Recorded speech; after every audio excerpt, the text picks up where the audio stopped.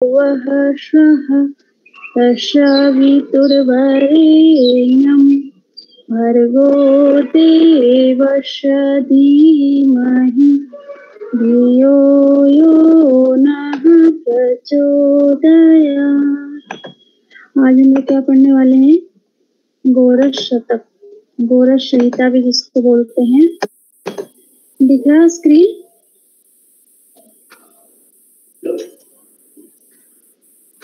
Yes ma'am, दिख रहा है। चलिए स्टार्ट करते हैं। गोरस संहिता को गोरस नाथ ने ही लिखा है।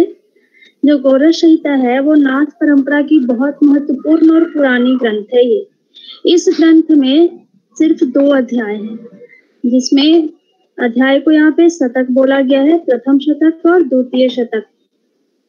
और पहले शतक में 100 और दूसरे में 101 श्लोक है, लेकिन फिर भी 200 श्लोक आता है।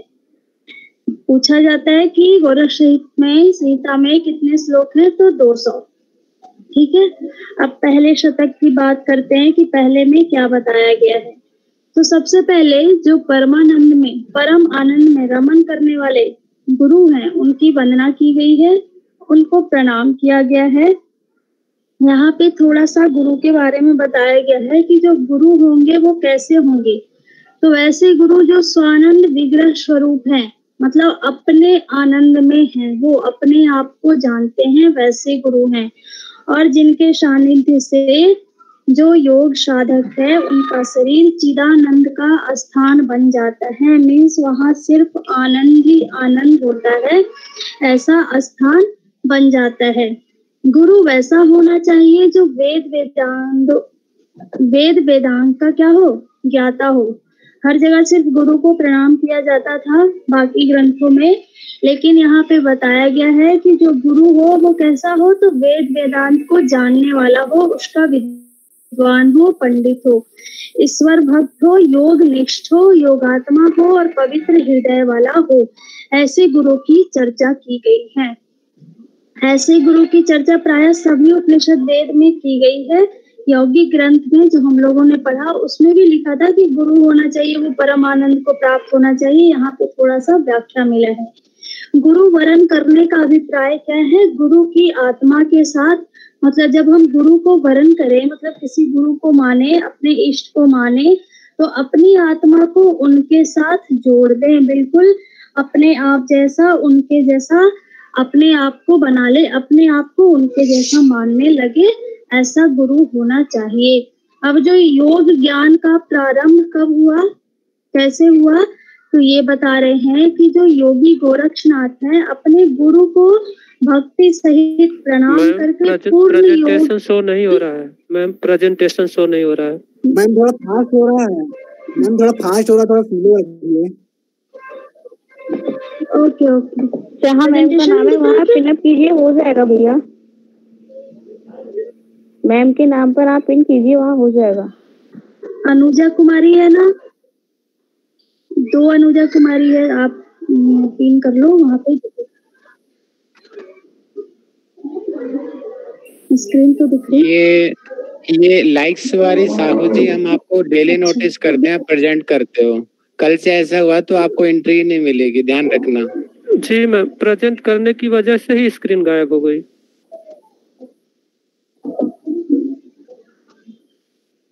कोई बात नहीं, फिर से पिन कर लो, और जो पिन कर रहे हो वो ध्यान करे कि अपना प्रेजेंट स्क्रीन ना हो, ध्यान रखे इस बात का, सबको डिस्टर्ब होता है ना। चलिए, अभी दिख रही ना, पिन कर लो आप। इसमें क्या था, योग ज्ञान का प्रारंभ। जो गोरक्षनाथ है अपने गुरु को भक्ति सहित प्रणाम करके पूर्ण योग के मार्ग का बोधक ज्ञान, मतलब योग ज्ञान कहते हैं कि कैसा योग ज्ञान लेना चाहिए, तो पूर्ण योग का ज्ञान लेना चाहिए, जो योगियों के लिए परमानंद प्रदान करने वाला है, मतलब योगी को परम आनंद की प्राप्ति करवाने वाला है। अब आगे है जो संहिता बोध का फल कथन। मीन्स जो गोरस संहिता पढ़ेगा, उसका बोध करेगा, उसका ज्ञान प्राप्त करेगा, तो उसको फल क्या मिलेगा, ये स्टार्टिंग में ही गुरु गोरक्षनाथ ने बताया है। तो उन्होंने बताया है कि इस संहिता के बोध से योगियों का हित साधन होता है। इसका बोध होने पर योगी को परम पद की प्राप्ति हो जाती है। जो जैसे जैसे इस पुस्तक में, इस ग्रंथ में बताया गया है, वैसे वैसे उसका पान करता है, वैसे वैसे ही विद्या को ग्रहण करता है तो परम पद की प्राप्ति होती है। परम पद कैसा? तो वैसा जगह, वैसा स्थान जहाँ जाकर वापस लौटना नहीं होता है, मुक्ति की प्राप्ति होती है। जीव जो है, मनुष्य जाति है, जन्म मरण के चक्र से छूट जाता है, मीन्स पुनर्जन्म नहीं होता है। बार बार ये जो जीवन चक्र है उसमें बंधना नहीं पड़ता है, संसार के माया जाल में फंसना नहीं पड़ता है, पुनर्जन्म की प्राप्ति ही नहीं होती है। अब इसी में आगे बताया गया कि मन को संयम कैसे किया जाए या फिर इसको करने से क्या होता है। तो मन पर संयम होने से योगी काल एवं मृत्यु को विजय करके जरा और मरण को वश में कर लेता है। जब मन का संयम हो जाता है तो जो योगी होते हैं, योग साधक होते हैं, काल और मृत्यु में, समय और मृत्यु सबको जीत लेते हैं, जीत कर जरा मरण को भी वश में कर लेते हैं, मन को विषय भोग से दूर कर देते हैं और उसे कहाँ लगाते हैं? ईश्वर की ओर लगाते हैं, अपने इष्ट की ओर लगाते हैं। और ईश्वर कैसा होता है? जो वासना और तृष्णा से बिल्कुल ही दूर होता है, वैसे ईश्वर में अपना मन लगाते हैं योगी और उन्हीं ईश्वर के लिए भी अपना कर्म करते हैं। इसीलिए सभी शास्त्र में जहां भी आप पढ़ोगे वहां पे सांसारिक आकर्षण और प्रलोभन से मन को रोकने के लिए कहा गया है। जितने भी आकर्षण है संसार में, शारीरिक आकर्षण, स्त्री का आकर्षण, धन दौलत रुपए पैसे, सबको सब चीजों के प्रति क्या हमारा मन ही तो दौड़ता है। तो मन को वहां पे संयम करने के लिए बताया गया है। अब आगे है कि श्रुति रूपी कल्प वृक्ष की शाखा में लगे हुए श्रेष्ठ से फलों का सेवन करना चाहिए। जैसे कि कल्प वृक्ष है, कल्प वृक्ष की तुलना वैसे वृक्ष से की जाती है जो हमें अच्छाई की ओर ले जाती है, जिसमें अच्छे फल लगे होते हैं। तो श्रुति रूपी कल्प वृक्ष जो शून्य में, मतलब गुरु के सानिध्य में बैठकर जो उन्होंने कहा, अपनी कल्प वृक्ष से साधकों को दिया, उन फलों का ही सेवन करना चाहिए। और जो क्या करता है, पंच क्लेश आदि जितनी भी हैं बुरी चीजें उसको शमन कर देता है। आगे वेदों की विवेचना की गई है कि जो वेद है, ऋग्वेद, यजुर्वेद, सामवेद, अथर्ववेद, क्या क्या है उनमें। तो ऋग्वेद में ज्ञान की चर्चा, यजुर्वेद में कर्म की चर्चा, सामवेद में उपासना और अथर्ववेद में अध्यात्म। लेकिन सभी का लक्ष्य क्या है? एक ही है। भले ही ज्ञान अलग अलग तरीके से दिया गया है लेकिन सबका लक्ष्य एक है। आगे योग के 6 अंग बताए गए हैं। 6 अंग कौन कौन से हैं? आसन, प्राणायाम, प्रत्याहार, धारणा, ध्यान, समाधि। आसन जीवों के योनियों के अनुसार 84 लाख आसन बताए गए हैं। जितने भी जीव जंतु हैं उतने ही आसन हैं, ऐसा गुरु गोरक्षनाथ ने कहा है। और आसन के इन सभी भेदों को भगवान शिव मानते हैं, ये भी वो बोल रहे हैं। लेकिन ये सभी के लिए, सभी मानव जातियों के लिए सहज नहीं था, सबके लिए संभव नहीं था। इसीलिए 84 लाख को 84 में कन्वर्ट कर दिए। मतलब बताएं शिव भगवान या गोरक्षनाथ यहाँ बता रहे हैं कि 84 लाख में 84 श्रेष्ठ है। और 84 में भी कितने श्रेष्ठ हैं? 84 भी सबके लिए संभव नहीं है, ऐसा उन्होंने कहा कि सब लोग इसको अपना ले, कर ले, ये भी संभव नहीं है। तो इसीलिए सिर्फ 2 आसन की चर्चा उन्होंने की है कि 2 आसन ही श्रेष्ठ है। आसन कौन कौन सा है? सिद्धासन और पद्मासन। अब दोनों का लाभ क्या बताया है एक साथ कि आसनों के सिद्ध होने पर जितनी भी योग क्रियाएं होती है वो सिद्ध हो जाती है। चाहे जैसा भी योग क्रिया हो सब सिद्ध हो जाता है, वासनाओं का त्याग हो जाता है। और ये जो योग क्रियाएं हैं उसको सिद्ध करने के लिए क्या बताया गया है कि वासना का त्याग हर हाल में करना चाहिए, बहुत ही आवश्यक है। रुपए पैसे, स्त्री की लालुपता आदि जितने विघ्न आते हैं वो सारे विघ्नों का भी त्याग करना चाहिए, तभी इन आसनों की सिद्धि होती है। अब जो सिद्धासन है उसकी जो करने की विधि है सेम है, दृष्टि भूमध्य। और जब साधक इस आसन का अभ्यास करे तो जो उसका चित्त हो, मन हो, सभी इंद्रियों से परे होना चाहिए, मीन्स अपनी इंद्रियों के विषयों से मुक्त होना चाहिए। लाभ क्या है? हृदय कपाट को खोल मोक्ष मार्ग का दर्शन कराता है, मीन्स मोक्ष मार्ग में अग्रसर करता है। नेक्स्ट है पद्मासन। पद्मासन में नासाग्र दृष्टि बाकी सभी ग्रंथों की तरह है। इसकी विधि लाभ है सभी व्याधियों को दूर करने वाला। अब आगे है शरीर के 29 ज्ञातव्य अवयव में शरीर में 29 अवयव है, 29 पदार्थ हैं जो जिसके बारे में यहाँ पे गोरक्षनाथ ने बताया है। वो क्या है? उसको 4 भेदों में बांट दिया गया, 6 चक्र, 16 आधार, 2 लक्ष्य और 5 आकाश। इसको सिद्ध सिद्धांत से तुलना करें जो हम लोगों ने कल खत्म किया है तो उसमें 9 चक्र था, 16 आधार था, 3 लक्ष्य था और आकाश 5 थे। इसमें 2 अंतर है, चक्र 6 और लक्ष्य 2। अब इनके बारे में पढ़ेंगे। 6 चक्र मूलाधार, स्वाधिष्ठान, मणिपुर, अनाहत, विशुद्धि और आज्ञा चक्र। 16 आधार है। 16 आधार में क्या क्या है? पाद अंगुष्ठ, पाद अंगुष्ठ के बाद मूलाधार मतलब पैर का अंगुली, फिर मूलाधार, भुजाधार, वज्र गर्भ नाड़ी, उद्यान बंधाधार, नाभि मंडलाधार, हृदयाधार, कंठाधार, कंठा मूलाधार, जीवा मूलाधार मीन्स जीवा का मूल, जीवा अधोभाग धार मीन्स जीव का आगे का भाग, नासिकाग्रधार नासिका के आगे का भाग, नासिका मूल जो नासिका का मूल है, जड़ है, वो आधार, भूमध्याधार और नेत्र आधार। कल इसके बारे में डिटेल पढ़ेंगे आगे। अभी सिर्फ 16 आधार है। 16 आधार के नाम है, 2 लक्ष्य हैं, बाह्य लक्ष्य और आभ्यंतरिक लक्ष्य। 5 आकाश, श्वेत वर्ण ज्योति रूप आकाश, रक्त वर्ण ज्योति रूप आकाश, धूम्र वर्ण ज्योति रूप आकाश, नील वर्ण ज्योति रूप आकाश और विद्युत वर्ण ज्योति रूप आकाश। साधक को गोरक्षनाथ बोल रहे हैं कि जो भी साधक है उनको इनका ज्ञान जरूर से होना चाहिए, बहुत आवश्यक है कि इन सब का ज्ञान उन्हें हो। जो इन्हें नहीं जानते उनके लिए योग की सिद्धि होना संभव नहीं होता है, वो योग को सिद्ध नहीं कर सकते। इन सब के अतिरिक्त ये जो 29 अवयव है, इसके अतिरिक्त भी मानव शरीर में 23 तत्व, 1 स्तंभ, 9 द्वार और 5 अधिदेवता हैं। उनके बारे में भी योगियों को जानना चाहिए।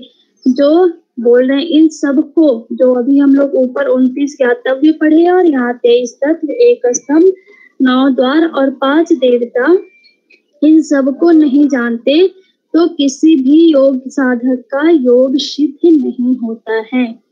23 तत्व क्या है?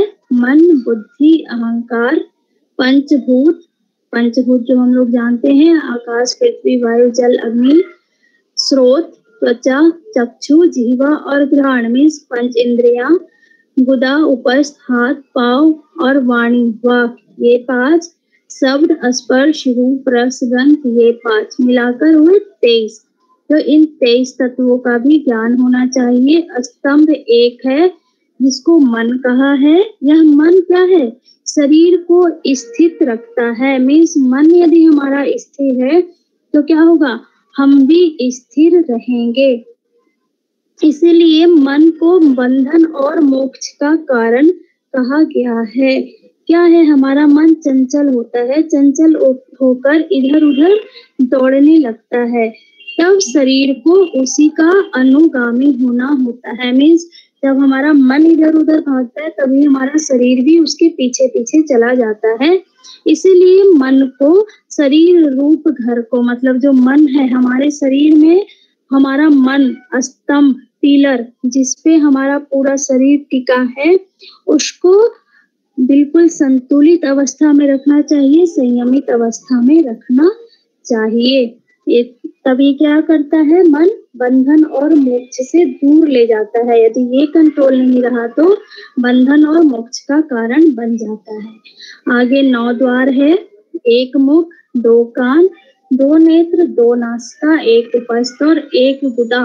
मीन्स जो हमारे शरीर में खुला भाग है, ऊपर दिखता है, वो 9 द्वार है। इनके द्वारा श्वास प्रश्वास का लेना, मल मूत्र का विसर्जन आदि कार्य होते हैं।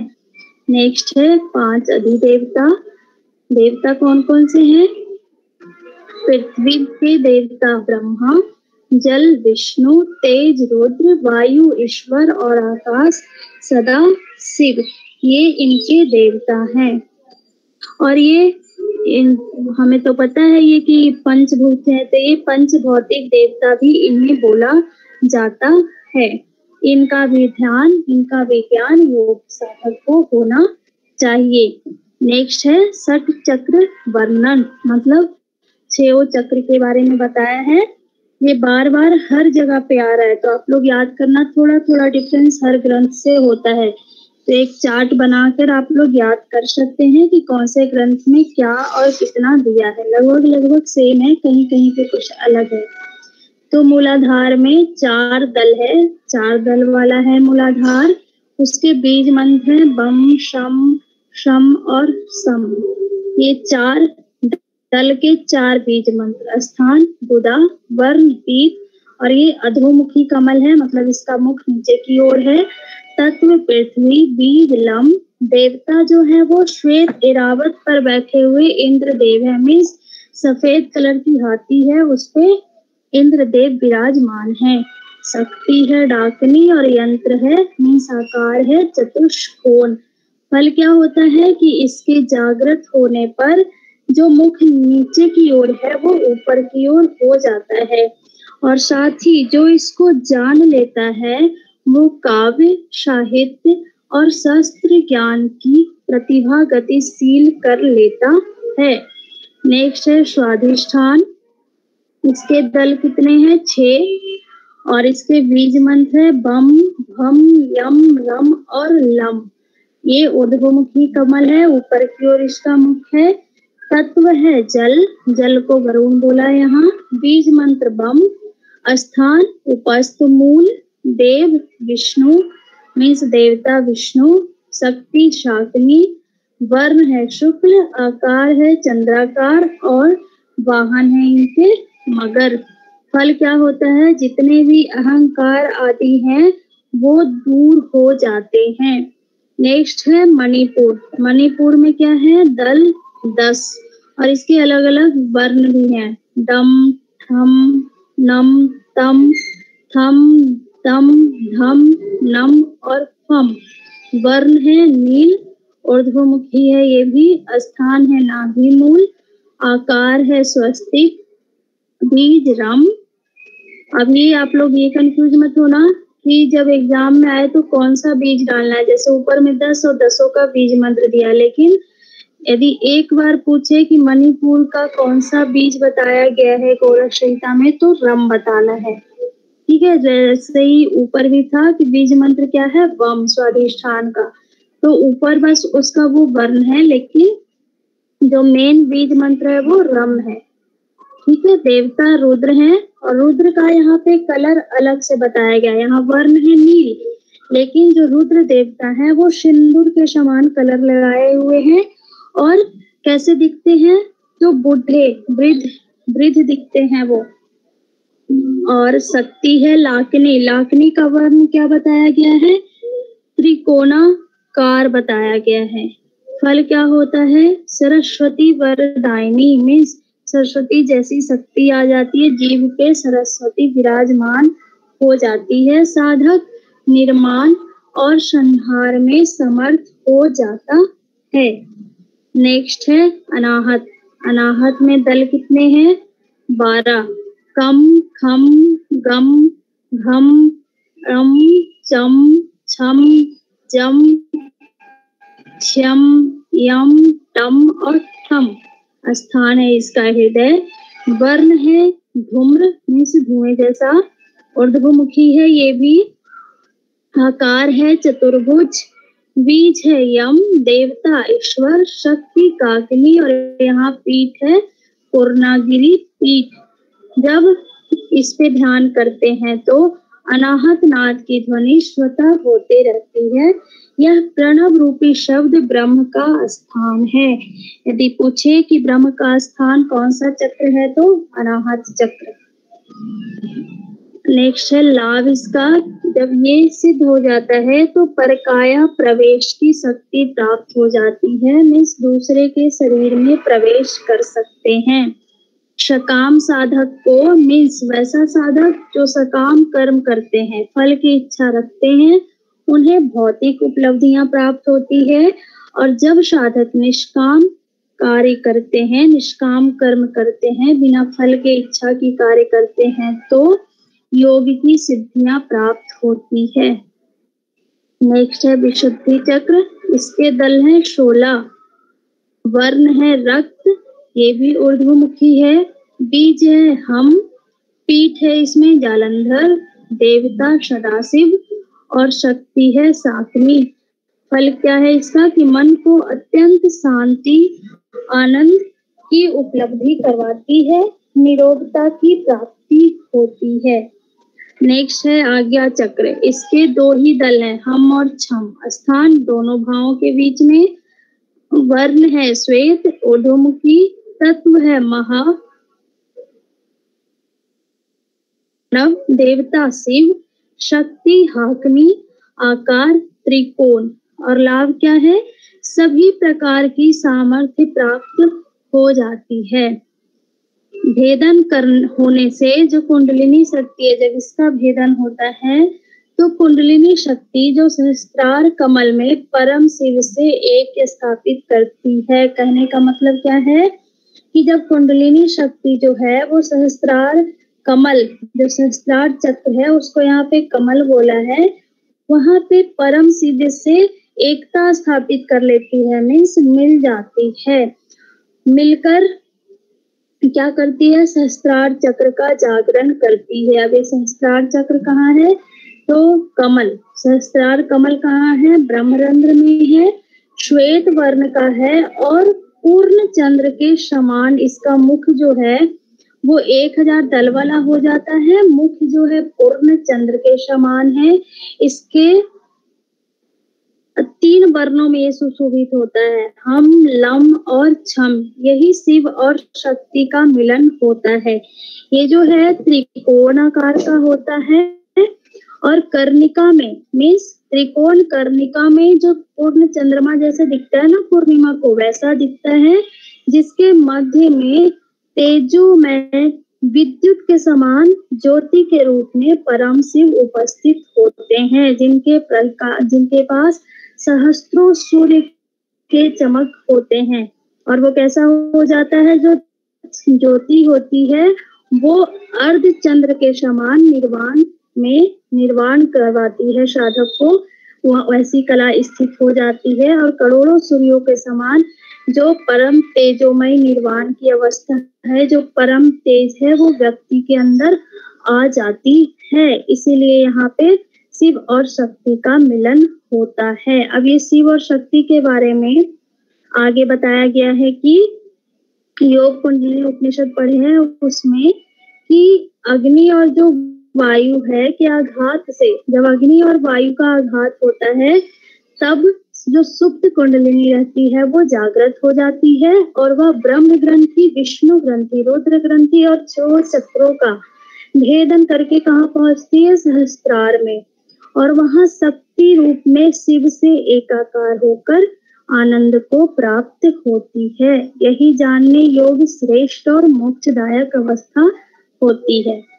आज यहीं तक और आगे